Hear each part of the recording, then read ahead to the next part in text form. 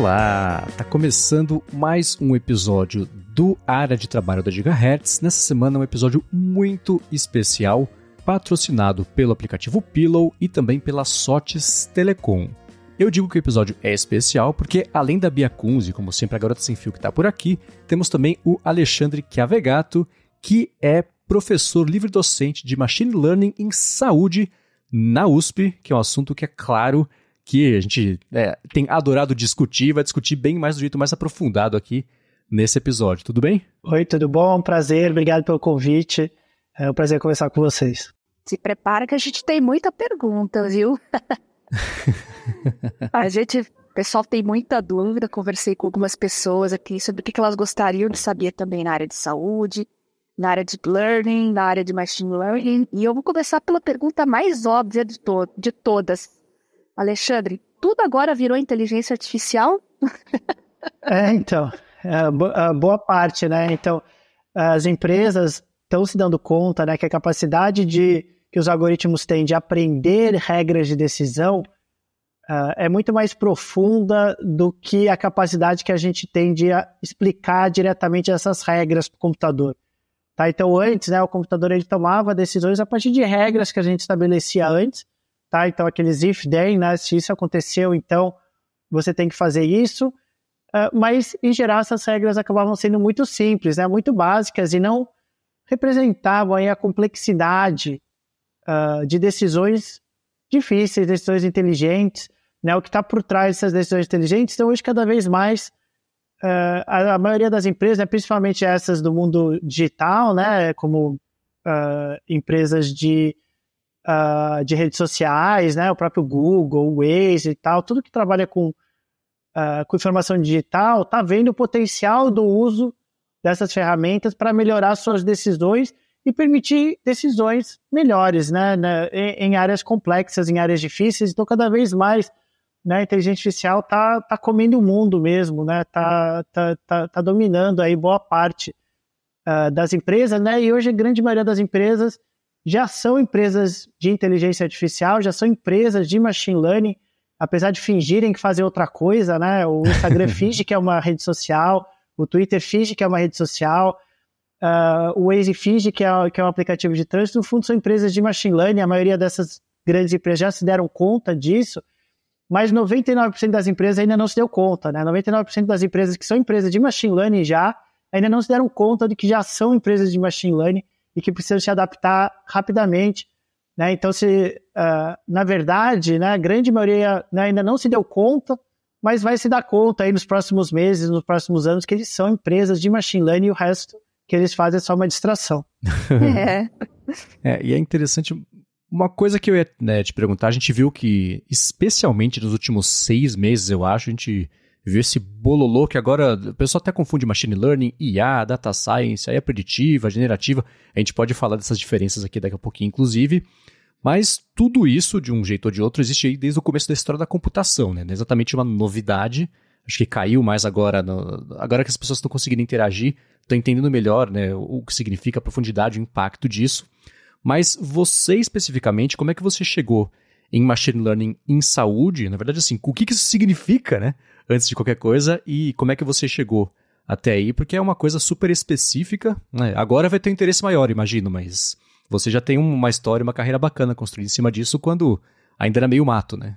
Eu trabalho com machine learning antes de ser popular, né? Quando as pessoas ainda achavam que a gente era meio estranho ou que estava brincando de ficção científica, né? Então eu devo muito aí do reconhecimento da minha família e dos amigos ao ChatGPT, né? Então um dia eu quero fazer por alguém, né, aquilo que o ChatGPT fez pelas minhas relações sociais.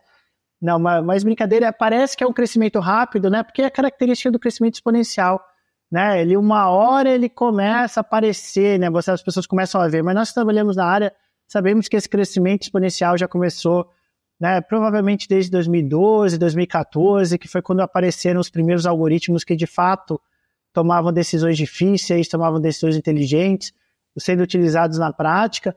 Né, meu laboratório é de 2017, que a gente fundou, mas eu tenho trabalhado na área cerca de 2015 e 2016. O nosso primeiro artigo de Machine Learning em Saúde no Brasil saiu em 2018, né? Então, esse sinal que a gente escreveu ele em 2016, foi para as revistas em 2017, acabou publicado em 2018.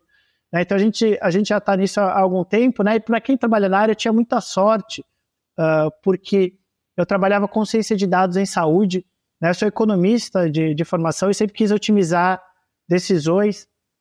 Aí não tem nenhuma área mais difícil, mais complexa que a área da saúde, né? E nenhuma área coleta mais dados. Então eu comecei a ver o potencial desses dados de melhorar decisões, de otimizar decisões nessa área tão difícil. Eu comecei com ciência de dados em saúde, né? Na época nem chamava ciência de dados, a gente chamava e ainda chama, né, de epidemiologia, né, que é basicamente análise de dados em saúde, ou ciência de dados em saúde, que aí a gente usava técnicas mais simples, né, mais clássicas, e aí como eu já estava na área, comecei a ver esse crescimento, esse potencial de machine learning bem cedo, né, os primeiros algoritmos a terem utilidade prática aí de machine learning no mundo real começaram a aparecer na época que eu estava começando, que já estava no meu doutorado, começando a minha carreira de professor aqui na USP, né? E, então, para mim, eu tive muita sorte de ver aquilo escancarado na minha frente, né? Aquela epifania de quando a gente roda o primeiro algoritmo de machine learning, e a gente vê que isso vai mudar tudo, né? Que essa capacidade de tomar decisões inteligentes a partir de dados vai impactar todas as áreas, vai mudar todas as áreas radicalmente. Né? Então eu tive a sorte de já estar nesse início, né, que eu queria apenas, né, usar dados para melhorar decisões, e que eu achava que a gente talvez fosse ficar meio que naquilo que a gente já tinha, mas aí veio esse potencial aí desses algoritmos muito mais complexos, e aí eu acabei entrando de cabeça. Né? É a beleza de ser professor de universidade pública, né, que a gente consegue mudar de área mesmo. Né? Então a minha área era mais de estatística tradicional, e eu vi que ia aparecer uma área que ia mudar absolutamente tudo, simplesmente mudei de área, né, e não tive que sequer como comunicar meu chefe ou algo assim. É uma área importante, é uma área relevante, é uma área difícil, é isso que a gente vai trabalhar. Então eu juntei minha equipe do laboratório na época, que era um laboratório de análise de dados tradicional. Eu falei com os pesquisadores, vejam isso aqui, leiam esse livro, vejam esse artigo, vejam essas palestras, inteligência artificial vai mudar tudo. E aí eles foram lá, pesquisaram, estudaram, voltaram depois, e eu tinha a sorte, né, e ainda tenho, de ter excelentes pesquisadores aqui no laboratório. Eles voltaram, falaram, professor, isso muda tudo. Aí eu perguntei para eles, vamos? Eles falaram, vamos. Né, entramos de cabeça aí na área, né, estamos aí com o laboratório desde 2017, mas como eu falei, desde 2015 e 2016, a gente já atua em machine learning em saúde. Legal. Essa parte de epidemiologia, data science está muito consolidado já, né? Estatística. Eu queria saber como é que foi o salto para a área de diagnóstico. Então, o nosso laboratório trabalha com diagnóstico e prognóstico, né? O uso de machine learning para auxiliar em diagnósticos e prognósticos de pacientes. É uma questão que vem naturalmente, né? Porque é uma coisa muito difícil, né? Uma área muito difícil a gente auxiliar em diagnóstico, porque ao contrário de outras áreas, na área da saúde, nada é determinístico, né? Então, não é porque você tem 70 anos, é sedentário e se alimenta mal que você vai ter hipertensão ou que você vai ter diabetes. É sempre uma complexidade imensa, né, de informações que fazem as pessoas terem uma determinada doença ou terem o risco de desenvolver uma determinada doença no futuro. Né? Então, sempre foi uma área muito difícil, muito complexa, né? Eu costumo falar para os pesquisadores do laboratório, né, que a gente quer sempre trabalhar com problemas difíceis, importantes e interessantes. Né, e diagnóstico e prognóstico é bem difícil, bem interessante e bem importante, esse auxílio à decisão. Né, e, de novo, né, esses algoritmos conseguem aprender aí com milhões de dados, né, conseguem aprender estruturas muito mais complexas do que seres humanos conseguem aprender. Né, então, eles são perfeitos aí para transformar profundamente a área da saúde, tanto em auxílios a diagnóstico, quanto em auxílios a decisões sobre intervenções dos pacientes, medicamentos, cirurgias, etc. Tudo isso, né, já é guiado por dados. Isso que é interessante, né? A gente não está fazendo uma revolução no sentido que, pela primeira vez, vai ser usado dados para tomar de decisão. Seres humanos já fazem isso. Né? Então, o médico ele decide qual que é o diagnóstico desse paciente analisando a informação desse paciente, né? Analisando os dados desse paciente. Né? Então, eu costumo brincar que a medicina já é personalizada, né? Porque se não fosse personalizada, o paciente chegaria no hospital e ele receberia um medicamento antihipertensivo, independentemente do que ele tivesse, porque é a doença mais comum na população, é a hipertensão. Então, você já jogaria um medicamento antihipertensivo, não analisaria nada sobre esse paciente, que na verdade já existe essa individualização, essa personalização, né? Cada paciente recebe o seu tratamento, recebe o seu diagnóstico, dadas as suas características pessoais, né? Então, porém, tem muitas nuances ali, muitas complexidades, né? Muitos erros, muitas dificuldades no estabelecimento do diagnóstico, e o algoritmo ele consegue aprender com milhões de pacientes, né? E não deixa passar nenhuma nuance, não esquece. Então, esse auxílio à tomada de decisão, né, vai ser extremamente importante para melhorar decisões, tá? Mas é uma coisa que já é feita pelos médicos. Os médicos observam o paciente, né, observa a sua idade, observa seus fatores de risco, observa seus sintomas, né? Então, com essa informação, toma uma decisão. Machine Learning faz exatamente isso, só que, como eu falei, com muito mais dados, com muito mais detalhes e com muito mais nuances. Legal. No campo da saúde, a gente, por exemplo, né, que está vendo a interação maior é com o ChatGPT, que de um lado você tem os grandes modelos de linguagem associados ao Transformer, que foi aquela tecnologia que o Google ajudou a desenvolver, e que acho que se arrepende de ter feito isso no modelo quando era mais aberto de pesquisa, né, porque todo mundo se apropriou, o OpenAI correu com isso aí, conseguiu evoluir bastante, mas a gente tem basicamente o Transformer aliado aos LLMs, que são os grandes modelos de linguagem, e dá para o pessoal usar o ChatGPT para basicamente qualquer coisa que a gente está vendo aí hoje em dia. No campo da saúde, é essa combinação também que representou algum tipo de salto geracional para avançar a pesquisa, a parte de diagnóstico, ou existe alguma coisa diferente que, enquanto para nós muggles é o LLM com os Transformers, para o campo da saúde tem alguma outra coisa que está possibilitando esses diagnósticos, às vezes chegar numa conclusão que não existia ainda, esse processamento de dados mais avançado? Como é que tem sido para a saúde nesses últimos tempos? Então, existe uma função aí para os Large Language Models na área da saúde, principalmente em regiões, né, onde os médicos, os profissionais de saúde não têm uma formação especializada. Né? Por quê? Por que esses Large Language Models estão fazendo? Estão resumindo informação estabelecida. Tá? Então, informação que está no livro-texto, informação que está nos artigos, informação que os médicos deveriam saber. Tá? Então, ele vai lá e consegue resumir isso e consegue passar para os médicos coisas que eles já deveriam saber. Né? Principalmente os especialistas já deveriam saber. O que acontece no Brasil é que em muitas regiões você não tem especialistas. Né? Você só tem um médico generalista. Né? Muitas cidades brasileiras você tem um único médico. Né? A gente tem muitas regiões pequenas no Brasil, cidades pequenas, onde você tem um médico, então ele tem que fazer o trabalho dos especialistas, e ele não é, muitas vezes, especialista, não é um cardiologista, por exemplo. Então, esses Large Language Models podem ajudar esse tipo de profissional, mas, em princípio, não ajudariam um cardiologista competente, tá? Porque ele só está resumindo as informações. Cardiologia não está necessariamente, a não ser que, né, sejam feitos ajustes aí no futuro, não está fazendo descobertas novas. Ele está resumindo literatura. Tá? Isso que esses Large Language Models estão fazendo aí na área da saúde. O que nós fazemos no laboratório é diferente, a gente faz descoberta. A gente consegue descobrir e desenvolver algoritmos que de fato descobrem coisas novas a partir de dados. Né? A partir de dados de pacientes, coisa que o ChatGPT não usa. Tá? O ChatGPT usa, como eu falei, a literatura, os livros textos, os artigos científicos, etc., mas não usa dado individualizado de paciente para fazer novas descobertas. Tá? Então, o que a gente faz é bem diferente do ChatGPT, mas o ChatGPT tem essa sua, né, ou algoritmos que nem o ChatGPT, né, que aprendem com dados da internet, aí de livros, textos, etc., tem a sua utilização, como eu falei, em primeiro lugar, para ajudar os profissionais em alguma dúvida, tá? Resumir a literatura e ajudar em alguma dúvida que eles, em princípio, deveriam saber, principalmente se forem especialistas.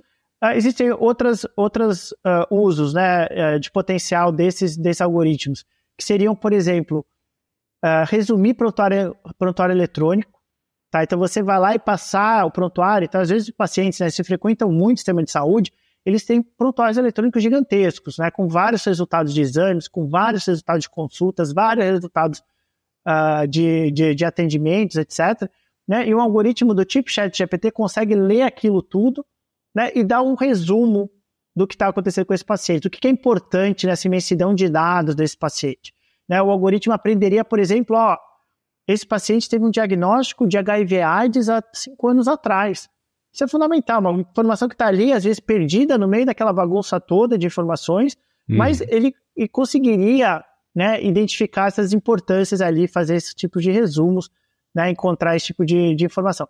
Outra coisa que esse tipo de algoritmo, principalmente os multimodais que estão aparecendo, né, recentemente, ou seja, algoritmos conseguem lidar com mais do que um tipo de dados, né, que vai ser que eles vão simplesmente resolver a maior queixa do sistema de saúde que a gente tem hoje, tanto dos médicos quanto dos pacientes, que é o fato que o médico tem que passar muito tempo da consulta digitando informações no seu prontuário. Tá? O paciente vai lá, conta os seus sintomas, o seu histórico, etc., e o médico fica olhando para o teclado, olhando para a sua tela, digitando essa informação. Isso é um absurdo, tá? Isso daí precisa acabar para ontem, né? E é de fato a principal queixa dos médicos e dos pacientes. O que esses algoritmos do tipo de Large Language Model já estão começando a fazer? Já existem startups e pesquisas nesse sentido, de ouvir a conversa do médico com o paciente e automaticamente preencher esse prontuário eletrônico. Legal. Tá? Então, o médico simplesmente tem uma conversa com o paciente, pergunta sobre seus sintomas, seus históricos, etc. Né? E o próprio algoritmo ele vai ouvindo essa conversa e vai preenchendo sem o médico precisar digitar uma única informação, né? Sem precisar ficar olhando para baixo, sem precisar ficar olhando para a tela.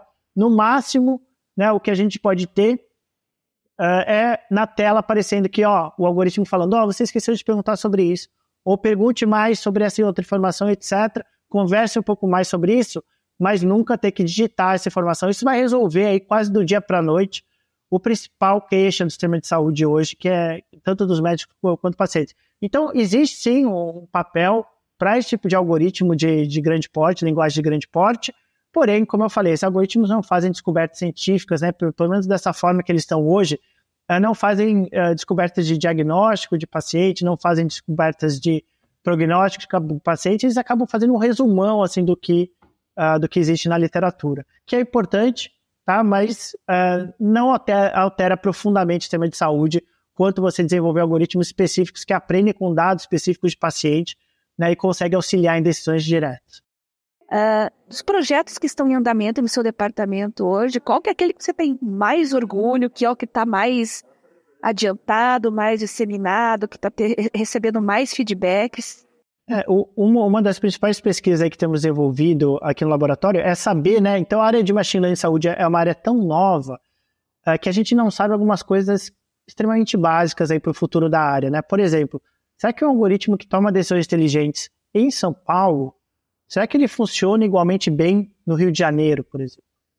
Será que ele funciona igualmente bem com pacientes de Belém ou com pacientes de Manaus, etc.? Uma coisa que a gente não sabe ainda hoje em inteligência artificial. Então, a gente tem desenvolvido, aí tivemos algumas pesquisas recentes, resultados recentes nossos, né, onde a gente analisou exatamente isso. Vamos ver o quanto esses algoritmos conseguem manter a sua capacidade de decisão em situações tão diversas, né, no país mais desigual do mundo, que é o Brasil, tanto em termos de desigualdade, né, ou diferenças genéticas, quanto socioeconômicas. O Brasil é extremamente diverso. Será que esses algoritmos conseguem manter a mesma qualidade à medida que eu vou mudando? E até mesmo dentro da mesma cidade. Ou seja, será que o algoritmo que toma decisões inteligentes para um hospital privado caro, será que ele funciona igualmente bem no SUS? Tá? Por quê? Porque o tipo de pacientes, em primeiro lugar, é muito diferente, tá? Entre os hospitais particulares e os hospitais públicos. Em segundo lugar, os protocolos são diferentes. A disponibilidade de exames são diferentes. Os médicos são diferentes, a formação dos médicos é diferente. Então, tudo isso muda mesmo, né, dentro da mesma cidade. Imagine de uma cidade para outra na realidade brasileira. Tá? Então, essa é a grande área que a gente tem trabalhado e a gente tem descoberto que muda muito, sim. Tá? Um algoritmo que aprende em um lugar não funciona também para outro, na realidade brasileira. E aí, como é que a gente ajusta esses algoritmos? Tá? Como é que a gente ajusta um algoritmo que aprendeu com o dado de São Paulo e funciona muito bem para São Paulo? A gente quer que esse algoritmo tome decisões inteligentes e auxilie para médicos em Manaus, por exemplo. Como é que a gente faz essa transferência de conhecimento, né, que a gente chama de transfer learning? Tá? Então, isso é uma área muito grande aqui no laboratório, tá? Porque esses algoritmos vão ser, de fato, desenvolvidos nos grandes centros, né? Que é onde você tem mais dados, onde você tem mais profissionais, onde você tem potencial do uso inicial desse algoritmo, né? Você tem mais dados digitalizados, etc. Eles vão ser desenvolvidos em São Paulo mesmo. Como é que a gente transfere esse algoritmo para outras realidades do Brasil? Né? Outra área, né? Que tipo de informação os médicos querem receber desse tipo de algoritmo? Então, ou seja, será que os médicos querem só, essa doença ou não essa doença? Ou será que querem algo mais detalhado? Por exemplo, qual a probabilidade de ser essa doença? Ou será que querem dar algo mais detalhado? Por exemplo, por que o algoritmo tomou essa decisão? O que ele está olhando? Né? O que ele levou em conta? Né? Os nossos resultados iniciais que a gente publicou recentemente mostram que, pelo menos nesse momento, né, e no Brasil, os médicos estão interessados em mais detalhes do algoritmo. Então, eles estão curiosos, estão interessados, ao contrário do que a maioria das pessoas acha. Né? A nossa experiência não é de que médicos estão preocupados ou são contra o algoritmo, muito pelo contrário, né? Sempre quando a gente explica o que esses algoritmos vão de fato trazer para a área da saúde, em geral os médicos ficam muito empolgados em finalmente ter um subsídio direto à tomada de decisão. Né? Porque, igual eu mencionei no início, os médicos já têm informações para tomar sua decisão, tá? Mas informações dispersas, né? Um resultado de exame aqui, um sintoma ali, uma característica demográfica aqui, mas nada que unifique isso. Tá? Então é a informação imperfeita que eles têm, informação ruim que eles têm para sua tomada de decisão. A gente vai trazer uma informação boa, tá? Uma informação direta, tá? Exatamente para aquilo que os profissionais de saúde querem. Então eles estão muito empolgados, mas a gente não sabe que tipo de informação eles querem receber. Então, isso é outra área que estamos trabalhando bastante. Outra área que estamos trabalhando bastante. Como é que desenvolver esses algoritmos mantendo a privacidade desse paciente? Ou seja, não transferindo dados desse paciente. Uma área que é conhecida como aprendizado federado, que é o algoritmo que vai viajando, que vai sendo transferido e não mais os dados dos pacientes. Tá? Então, temos pesquisadores trabalhando nisso também. Tá? Outra questão que temos pesquisadores trabalhando, questão da fairness, né? Ou seja, a questão de justiça, né? Ou igualdade em machine learning. Garantir que esses algoritmos não estão tomando decisões piores para grupos menos favorecidos da sociedade. O que é um risco real, tá? Porque os algoritmos têm muito mais dados de pacientes ricos, que são pacientes que usam prontuários eletrônicos, onde a gente tem mais dados mesmo. Tá? Então você corre o risco dos algoritmos aprenderem a tomar decisões para pacientes ricos e funcionarem mal para pacientes pobres ou de minorias étnicas. Tá? Então também temos pesquisadores trabalhando exatamente nessa área. Então assim, estamos aí tentando ir em todas as áreas difíceis, importantes e interessantes que a gente encontre dentro de machine learning e tentar resolver isso, né? Porque o nosso laboratório ele não é por causa do nosso laboratório que a inteligência artificial vai chegar na área da saúde no Brasil. É inevitável, vai chegar e vai transformar profundamente a área da saúde. O que a gente está tentando aqui no laboratório é que esses algoritmos cheguem antes, se não houvesse nossa atuação, ou seja, esses algoritmos vão impactar positivamente muito mais vidas do que ocorreriam sem a nossa atuação e vão vir com melhor qualidade, a gente espera. Tá? Então, garantir que esses algoritmos vão chegar antes do que chegariam e com melhor qualidade, porque esses algoritmos vão transformar a área da saúde, assim como já transformaram aí todas as nossas áreas, transformaram a rota de trânsito que a gente faz, né? O Waze é um algoritmo de machine learning, transformaram o que a gente procura na internet, o Google é um algoritmo de machine learning, transformaram o nosso lazer, ou seja, as séries que a gente assiste no Netflix, aquelas sugestões que aparecem ali são algoritmos de machine learning, transformar nossa vida social, nossa vida amorosa, nossa vida afetiva, tudo isso é via decisões de algoritmos de machine learning, e tudo indica, né, e é uma certeza que esses algoritmos vão transformar a área da saúde, são os mesmos algoritmos, são os mesmos conjuntos de técnicas que funcionam para o Waze, que funcionam para o Instagram, que funcionam para o Tinder, que funcionam para o Netflix, são os mesmos conjuntos de técnicas que funcionam na área da saúde. Né? Então é uma certeza que esses algoritmos vão também transformar a área da saúde. Então estamos tentando aí ir resolver essas pequenas lacunas que vão apresentando, para garantir que quando esses algoritmos cheguem, eles vão chegar com qualidade, né? E vão chegar um pouquinho antes do que chegariam sem a nossa atuação. O episódio de hoje do Área de Trabalho é patrocinado pelo aplicativo Pillow, que é o seu assistente inteligente para você entender e melhorar também a sua noite de sono, oferecendo inclusive uma análise bem detalhada com insights bem valiosos também e recomendações, inclusive, para você poder melhorar a sua rotina de sono. Então, se você tem um Apple Watch, é só você usar o relógio enquanto você dorme e pronto. O Pillow vai rastrear automaticamente, fazer análise automática também do seu sono. Se não, você pode ou acompanhar usando o seu iPhone ou o seu iPad também, colocando o aparelho na cama do lado do travesseiro quando você for dormir. O Pillow tem uma função bem bacana de alarme inteligente que escolhe a melhor hora, o melhor momento para te acordar quando o seu estágio de sono está aí o mais leve, né? Isso bem próximo, aí até 15 minutos próximo do horário que você colocar de verdade para o alarme, para você despertar. Uma outra coisa bacana também é que o Pillow oferece a opção de poder usar Machine Learning para catalogar os sons que acontecem durante a noite,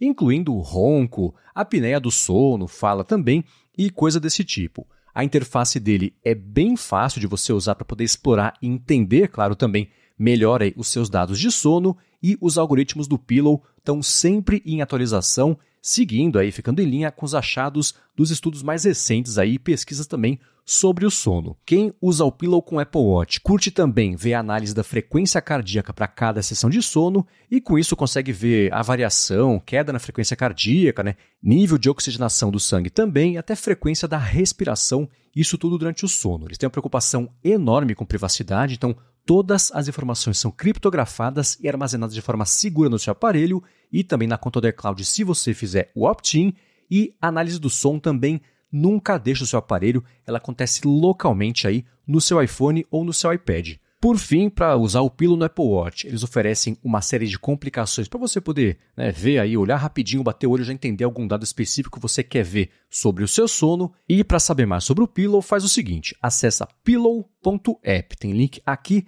na descrição. Ele é grátis na App Store com uma assinatura, né, para poder liberar todas as funcionalidades e, além disso, ele é totalmente traduzido aqui para o português. Então, mais uma vez, acessa lá, pillow.app e dá mais piada no aplicativo.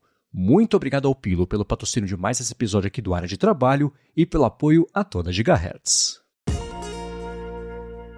Esse desafio que você comentou, acho que a parte mais desafiadora e mais bonita, talvez, é fazer a investigação do desenvolvimento dos algoritmos, levando em conta o potencial de viés, porque certamente os dados de um hospital particular só com cirurgia eletiva em São Paulo é muito diferente até o procedimento de um hospital SUS em Matões do Norte, que eu procurei aqui, que é a cidade mais pobre do Brasil, e você certamente não deve, imagina, existir uma bala de prata, uma solução para as duas situações, mas levar isso em conta para sempre ter o melhor desfecho, ou mais próximo do melhor desfecho possível, adaptando para cada situação. Então, o que eu vejo, e fico feliz em ver essa questão do viés ser colocada, já trazendo atenção para isso em toda a discussão que eu vejo e as que eu tenho, eu procuro trazer atenção para isso também, porque é essencial para isso dar certo desde assumindo que estamos no começo, desde esse começo, né?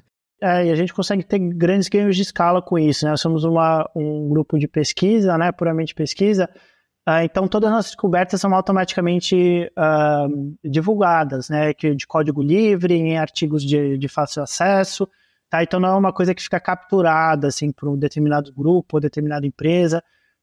Nossas descobertas têm um potencial aí de poupar muito tempo de muita gente, de muitas empresas, aí, à medida que a gente vai divulgando esses resultados, né, sempre em código aberto, sempre disponível para todos, né, para garantir que a qualidade aí desses algoritmos vai chegar sem preconceitos, né, sem vieses, né, e vai afetar aquelas pessoas que a gente gostaria que afetasse mais, né, e mais positivamente. Uhum. Você falou uma coisa muito importante aí a respeito do código aberto dos algoritmos, né? E com relação à base de dados, uma base de dados que é construída num ambiente público, é conveniente ela ser compartilhada para sistemas privados? Como é que se constrói uma boa base de dados em saúde, prognóstico e diagnóstico? Assim, a gente não divulga o banco de dados, tá? De forma alguma, o banco de dados não é divulgado, é só os resultados mesmos dos algoritmos, né? E os passo a passo para desenvolver esse tipo de algoritmo, mas nunca os dados em si, tá? As pessoas vão ter que replicar nos seus próprios bancos de dados. Tá, nós temos muito cuidado com esse tipo de informação, mas as nossas parcerias em geral se dão, né, via algum grupo, muitas vezes entra em contato com a gente e fala que a gente tem esse banco de dados de alta qualidade, a gente gostaria de saber se vocês têm interesse em desenvolver algoritmos preditivos de machine learning para eventualmente ajudar em decisões aí nessa área. Né? Então, eles nos mandam os bancos de dados, né? Ou às vezes a gente até analisa via algum servidor remoto, também tem essa opção. Né? Desenvolvemos esses algoritmos e descobrimos aí se é possível ou não realizar essa predição com esse banco de dados disponível. E aí a gente divulga o código da análise, tá? Mas nunca o banco de dados. Tá? E as pessoas vão ter que readaptar esses códigos para os seus próprios bancos de dados. Com essas pesquisas todas, tem sido curioso acompanhar, eu estou tentando acompanhar ao máximo as pesquisas que têm saído sobre tecnologias novas, a parte multimodal e os diferentes jeitos de dobrar para lá e para cá essas IAs para ajudar no processamento de dados, descoberta de informações. E eu imagino que para vocês que trabalham com pesquisa, isso deve ser um desafio, porque estão adotando um modelo novo de alguma coisa, dá 3 meses está no processo, daqui a pouco sai uma pesquisa nova que mostra que tem um jeito muito mais fácil, muito mais rápido de chegar no mesmo resultado. O OpenAI tem não sei quantos mil tokens, agora aparece alguém com 1 milhão de tokens. Como é que tem sido equilibrar esses pratos de tentar se manter atualizados em relação às pesquisas versus até o processo de decisão para adotar as tecnologias aí para as pesquisas e os processos que vocês fazem, junto de equilibrar o prato com, esquece tudo que a gente vem trabalhando que apareceu esse negócio novo aqui agora que vai resolver, teoricamente, 3 vezes mais rápido com o potencial de ruim de acabou de sair, talvez tenha algum problema aí que não tenha sido descoberto. Como é o equilíbrio desses pratos todos? Essa é a maravilha e é a maldição da tecnologia ao mesmo tempo, né? Exato.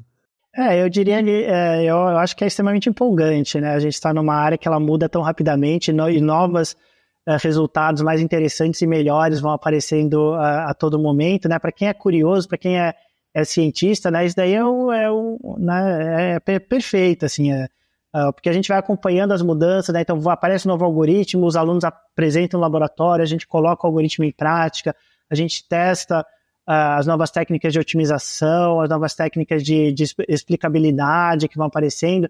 Então é uma área verdadeiramente fascinante de fazer parte, né? E tentar empurrar a área para frente também. A gente também faz descobertas que outros grupos também acabam incorporando, né? Então a gente usa as descobertas dos outros, faz nossas próprias descobertas, divulga, né? Depois a gente descobre que o nosso algoritmo está sendo utilizado em outros lugares, outras pessoas testaram, né? A gente teve uma pesquisa de Covid que a gente mostrou que dava para fazer diagnóstico de Covid usando pouquíssimos dados, né? E utilizando machine learning para isso. A gente publicou isso e vários grupos replicaram em vários países do mundo, né? Então é uma troca extremamente fascinante, né? E para nós é ótimo, assim, porque cada algoritmo que sai melhor, né? Senão a gente não adotaria, né? Isso significa o potencial de impactar mais vidas, né? E melhorar mais decisões, né? Então, tomar melhores decisões, né? Então, cada algoritmo novo que sai e que de fato é melhor do que os anteriores, né? Que a gente consegue comprovar que é melhor que os anteriores, são uma descoberta extremamente empolgante para a gente, né? Então, a gente coloca no dia seguinte aí, em prática no laboratório e já muda a nossa pesquisa em direção a isso. Então tem sido aí fascinante. O meu grande problema é que é cada vez mais difícil tirar férias, né? Porque tudo muda aí, às vezes literalmente de um dia para o outro, né? Então assim, as minhas férias acho que daqui para frente acabaram, então assim, e se tirar férias, né, tem que acompanhar pelo menos o Twitter, né? Porque o pessoal posta muitas coisas das novidades lá que vão aparecendo, né? Então esse é o lado negativo, que as minhas férias acabaram, mas o lado positivo é que a gente, cada vez com melhores algoritmos e melhores decisões, a gente vai conseguir auxiliar assim, nessa área que é a área mais importante da nossa vida, que é a área da saúde. Tem muita gente que escuta a gente que quer da área de TI, mas que tem um interesse também na área da saúde, de repente quer começar a desenvolver para esse lado. Qual que é o melhor caminho para começar?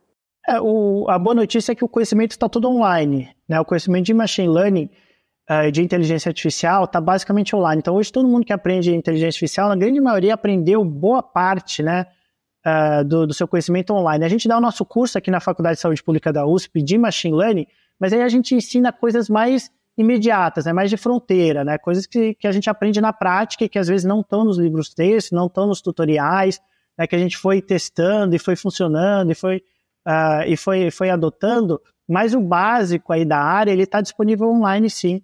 Tá? Então existem muitos livros, muitos tutoriais, muitos manuais disponíveis para as pessoas aprenderem online, né? O que é extremamente interessante e importante, né? Mas ao mesmo tempo é uma responsabilidade maior, né? Ou seja, acabou essa história de síndrome de vira-lata do Brasil, né? A gente não tem nenhum motivo para ser pior do que os outros grupos aí ao redor do mundo, né? Então tudo que os pesquisadores de Harvard, do MIT, de Stanford têm acesso, nós no Brasil também temos acesso.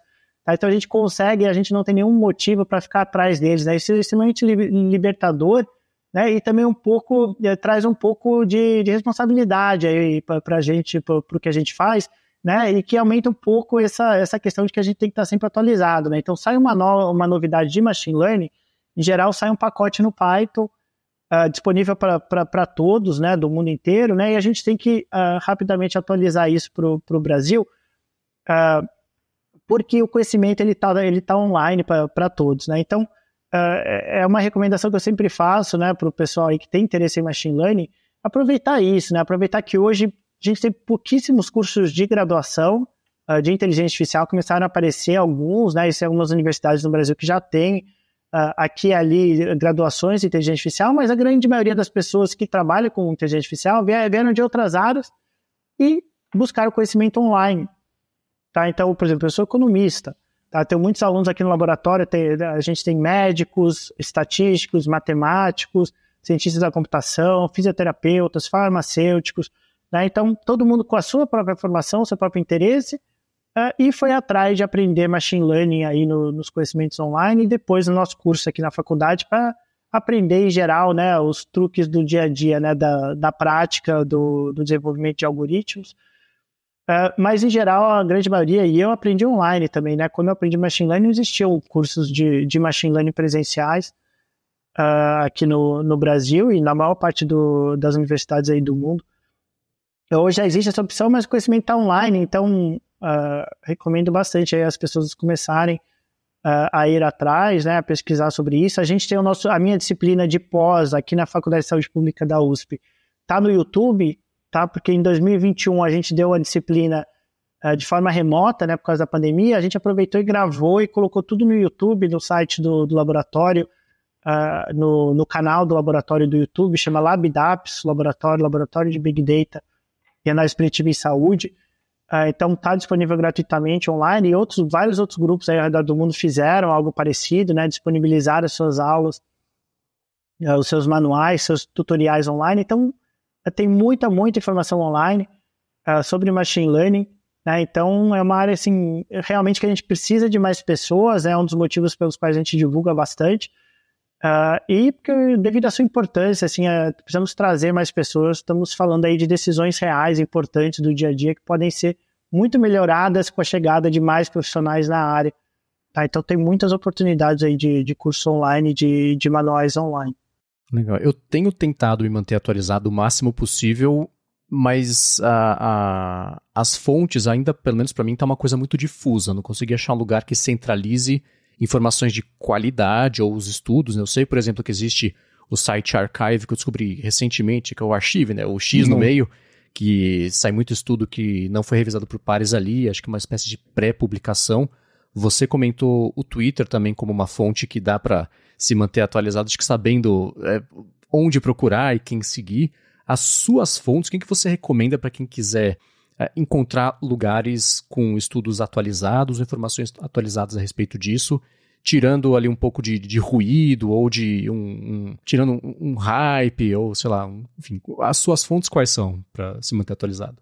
Então, de fato, é muito difícil, né? Então, à medida que o ChatGPT começou a dominar aí as conversas, né, apareceram muitas pessoas aí migrando sem ter o trabalho de fazer o estudo por trás, né? Então, sim, viraram especialistas de machine learning sem estudar sobre a área, né? Apenas com conhecimento superficial. A gente tem muitos exemplos assim, né? E tanto que eu até brinco, né? As pessoas às vezes reclamam que o ChatGPT fala bobagem, né? O ser humano está falando muito mais bobagem sobre o ChatGPT do que o ChatGPT está falando sobre as outras coisas, né? Então, assim, à medida que você vai aumentando a demanda por esse tipo de profissionais, né? Esse tipo de pessoas para falarem sobre inteligência artificial, vai aparecendo muita bobagem mesmo, né? E muitas pessoas aí estão vendo essa oportunidade aí de ganhar dinheiro, e o que eu sou completamente a favor, tá? Mas desde que você coloque o conhecimento por trás, né? Que você coloque os estudos por trás, que você de fato aprenda sobre a área, né? Não fique só com o conhecimento superficial,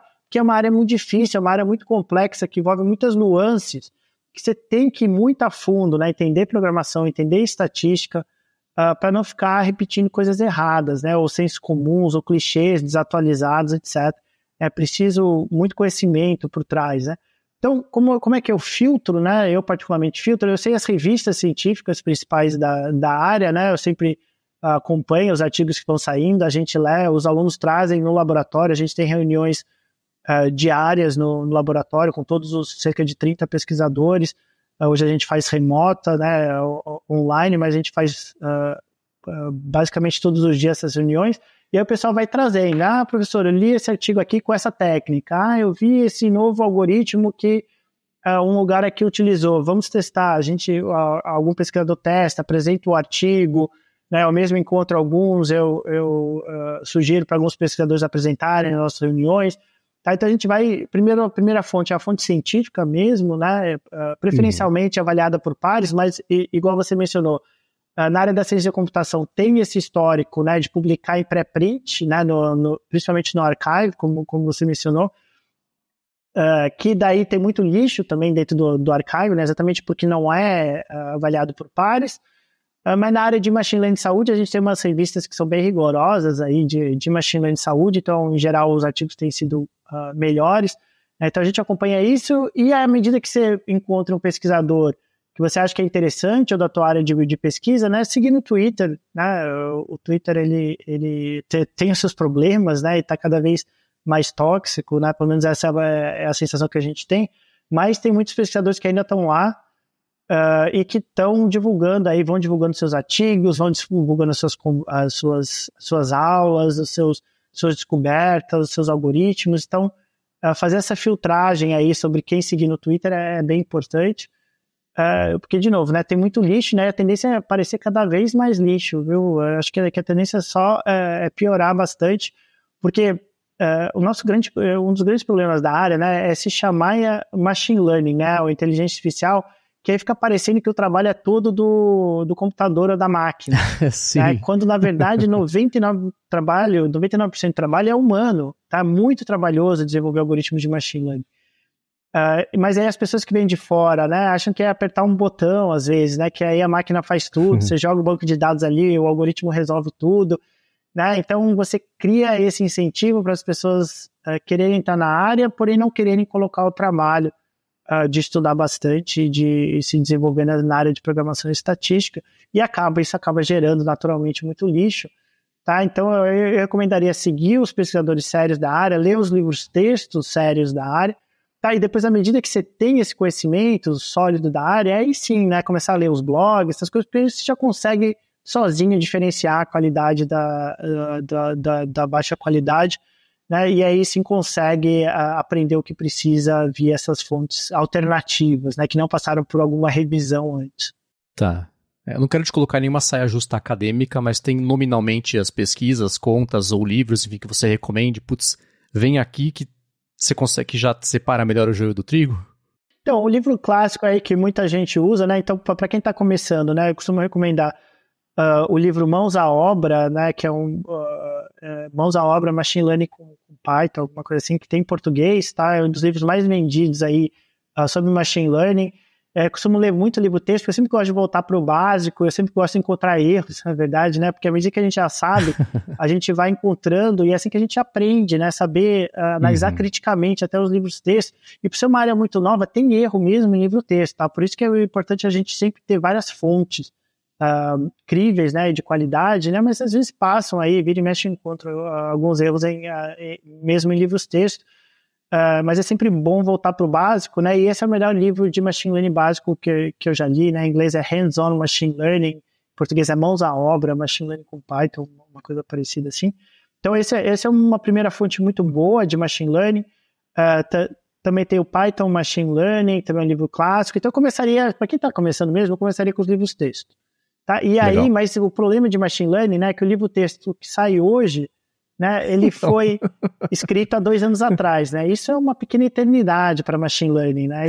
Eu pensei isso, impossível escrever um livro que seja lançado atualizado sobre isso, né? É impossível, muito difícil. Mas assim, você pega o básico, né? Você pega o que é a predição, o que é machine learning, etc. E depois você vai se atualizando nessas fontes alternativas, né? No Twitter, nos artigos de pré-print, etc. E também os artigos científicos, de fato, com revisão por pares, são sempre o padrão ouro, que é melhor seguir. Né? E tem os grandes nomes aí da área que vale a pena seguir. O Ian LeCun, que é um dos grandes padrinhos aí de machine learning, escreve muito no Twitter também, e outros, né, o Geoffrey Hinton. Então, né, mas à medida que a pessoa vai entrando de cabeça, ela vai identificando aí quem são essas pessoas que publicam constantemente trabalhos de qualidade, né, e você sabendo diferenciar sozinho, né, e depende muito da área que você tem interesse, né, eu trabalho com machine learning em saúde, então eu sigo muitas pessoas de machine learning em saúde. Mas assim, existem muitas outras áreas, né, de Large Language Models, áreas de imagem, áreas de texto, áreas de áudio, áreas de games, né, e aí as pessoas vão identificando assim, seus interesses específicos e vão encontrando seu caminho. Saindo um pouquinho dessa parte aí de Machine Learning, indo para a parte de bioinformática, tem o curso de verão aí, que é bem, bem famoso, né, acredito que do ano que vem já esteja esgotado. Queria que você falasse um pouquinho sobre bioinformática, as possibilidades de atuação, campos de trabalho hoje. Então, a gente dá o nosso curso de verão do laboratório, né, que é de Machine Learning para predições de saúde.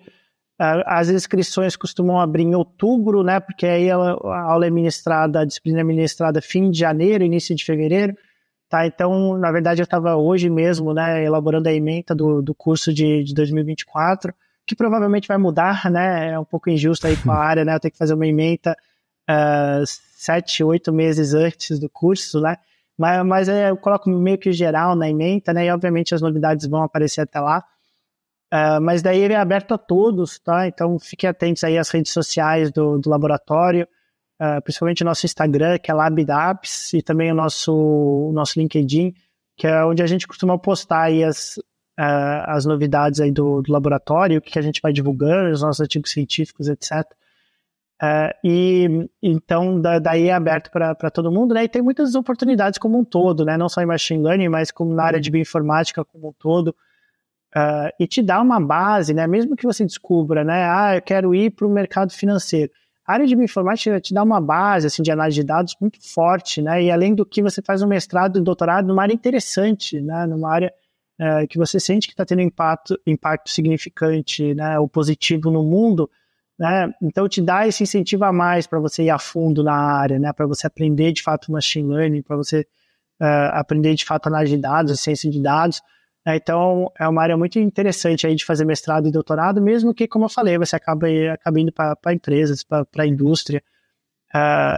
Esse teu aprendizado aí vai ser muito, muito valioso para a carreira.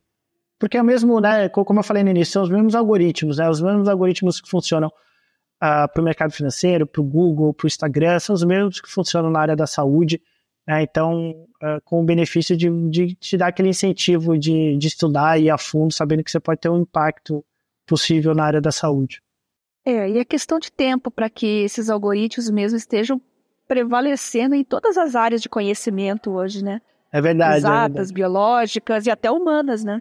Verdade, e outras áreas, né, que já dominam aí o nosso dia a dia, mas não chegou ainda na área da saúde, né, principalmente no atendimento clínico, né, já chegou na gestão hospitalar. Então hoje os hospitais já usam muito machine learning para otimizar os seus processos, mas não chegou ainda na decisão clínica, tá? Por quê? Porque decisões de vida ou morte são muito mais consequentes.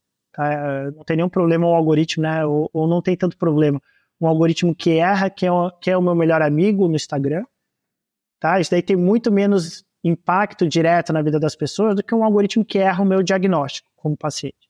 Tá? Então a gente precisa ter muito mais cuidado na hora de colocar esses algoritmos na área da saúde do que as redes sociais têm, ou do que o Waze tem, ou do que o Google tem. Que obviamente existem consequências, né, de colocar também nessas áreas, né? Você também não quer um algoritmo que erra o trânsito, né, a melhor rota de trânsito, né? Mas a consequência de você perder 1 minuto, outro minuto é muito menor do que você errar qual medicamento para esse paciente. Né? Então, assim, vai levar mais tempo, tá? Mas a boa notícia, né, que a gente que trabalha na área pode dar é que são os mesmos algoritmos, tá? São os mesmos desafios, as mesmas técnicas, a gente só não colocou em prática ainda porque na área da saúde a gente não pode errar.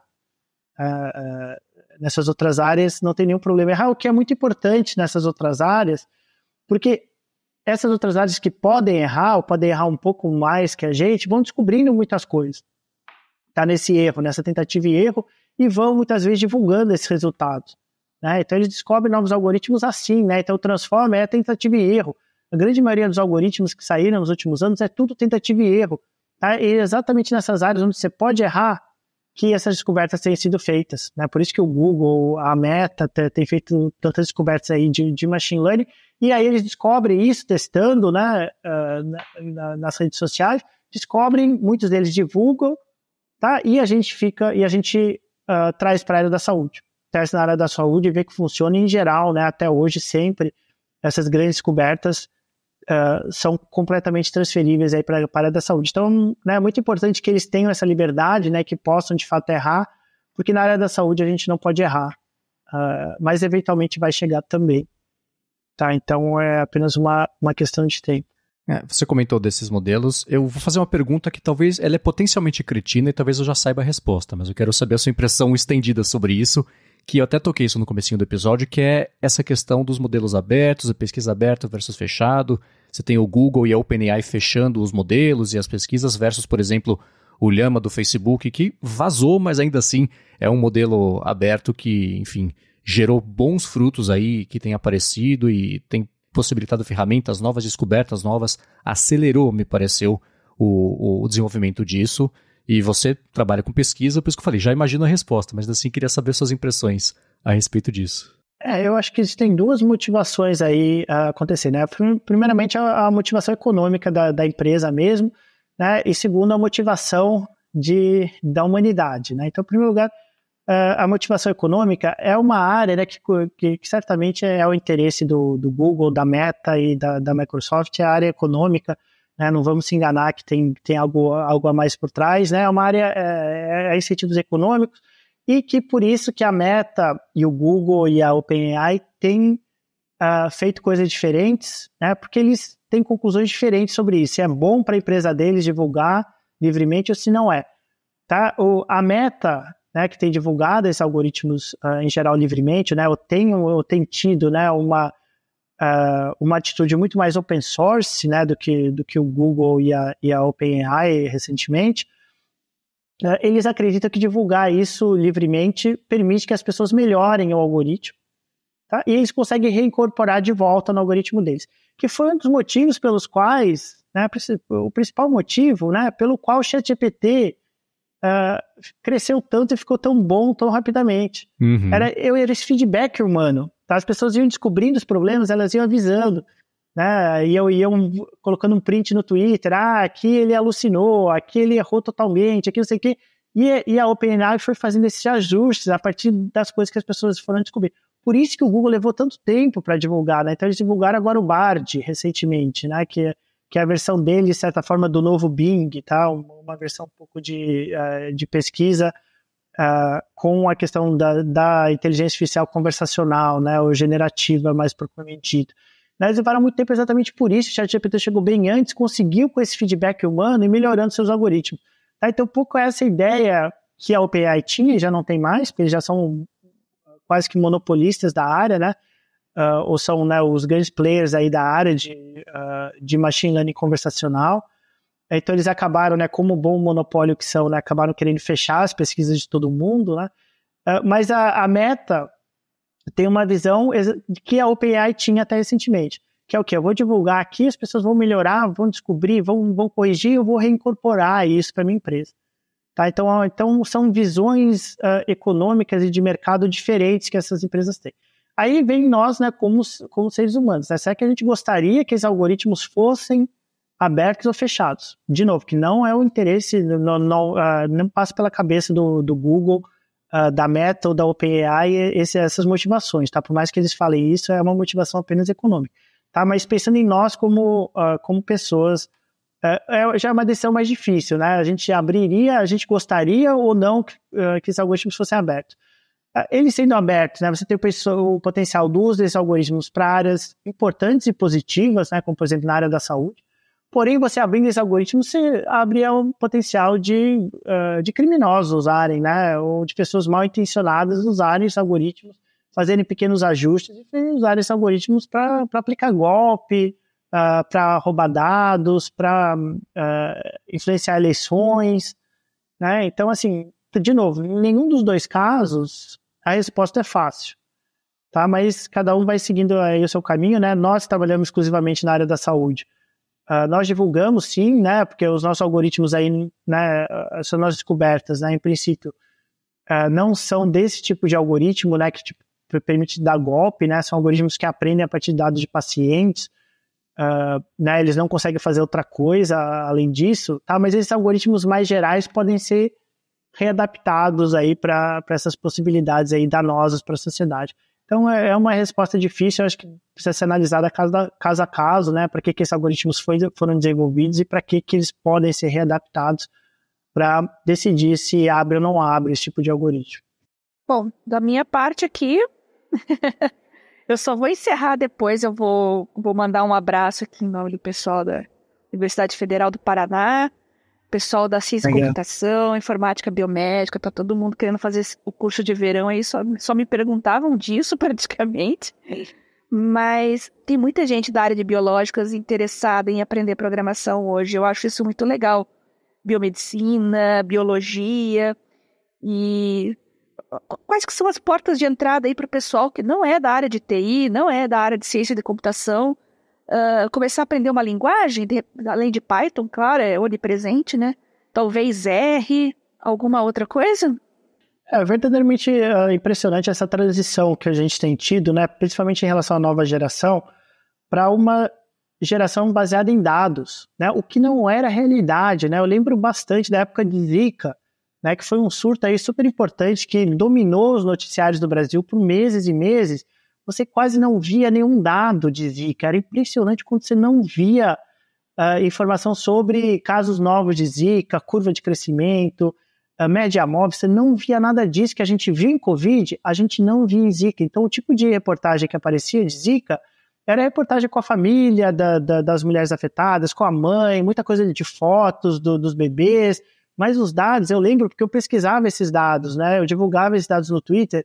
Eu tinha que entrar num boletim epidemiológico do Ministério da Saúde, uma tabela em PDF, que eles lançavam uma vez por semana, normalmente com muito atraso, né? E um dos numerozinhos ali era o número de casos novos detectados ou confirmados de Zika, dentro dessa tabela em PDF que vinha num site obscuro do Ministério da Saúde. Então, assim, e isso, né, uns anos depois, Covid, onde só tinha dado, né, era dado o dia inteiro. Você abria qualquer portal ali, era o número de novos casos, proporção de vacinados, média móvel, letalidade, número de mortes, era dado atrás de dado o tempo inteiro, né? Então essa transição foi muito rápida, né? E eu tive a oportunidade, por trabalhar na área, de ser um espectador, assim, dessa mudança, né? Então a nova geração é impressionante, os alunos de medicina, né, eu recebo e-mail quase todo dia de alunos de medicina querendo fazer estágio no laboratório, querendo fazer TCC sobre machine learning, querendo fazer iniciação científica, mestrado aqui no laboratório, né? Então está tendo essa transição, né? Eu acho que, né, em boa parte é porque hoje a gente tem dados de fato, né? A gente está mensurando tudo, né? E é uma geração que cresceu com dados, né? Rede social, né? Cresceu com rede social, e rede social é dado, o número de pessoas que curtiram o teu like, o número de pessoas que curtiram o teu post, desculpa, o número de pessoas que retweetaram o teu tweet, número de pessoas que visualizaram o teu story, é dado atrás de dado o tempo inteiro nessas redes sociais. Então é uma geração que está acostumada a mensurar as coisas, né? Analisar, né? Colocar tudo do ponto de vista quantitativo, né? Então é verdadeiramente uma transição impressionante que a gente tem visto aí nos últimos anos, né? E os alunos estão programando, assim, alunos de, como eu falei, de fisioterapia, de medicina, de enfermagem, começando a programar no Python. A minha recomendação é que comece aí com análise de dados, né? A não ser que o objetivo seja ser desenvolvedor mesmo, né? Aí faça Python para ser desenvolvedor, mas a maioria desses alunos estão interessados em programação para análise de dados, né? Então eu recomendo fazer algum curso começar com o básico, né? Então Python para ciência de dados, Python para análise de dados, visualização de dados, etc. E depois ir migrando cada vez mais para a área de machine learning. Então você vai aprender programação e vai aprender estatística, análise de dados, né? É essa formação que os alunos precisam, porque para trabalhar com machine learning, né, você precisa de 3 conhecimentos, né, que seria estatística, programação e conhecimento específico da área que você quer atuar. Tá? Então, se você quer atuar na área da saúde, você é da área da saúde, você já tem 1/3. Tá? Só precisa aprender programação e estatística. Tá? Então, você sabendo da área da saúde, você já está 1/3 do caminho adiantado. As pessoas acham, eu tenho muito que aprender. Não, você já sabe 1/3. Agora, aprender estatística e programação. Mesma coisa de um programador que quer vir para machine learning, ele sabe 1/3. Um estatístico que quer vir para machine learning em saúde, sabe 1/3 também.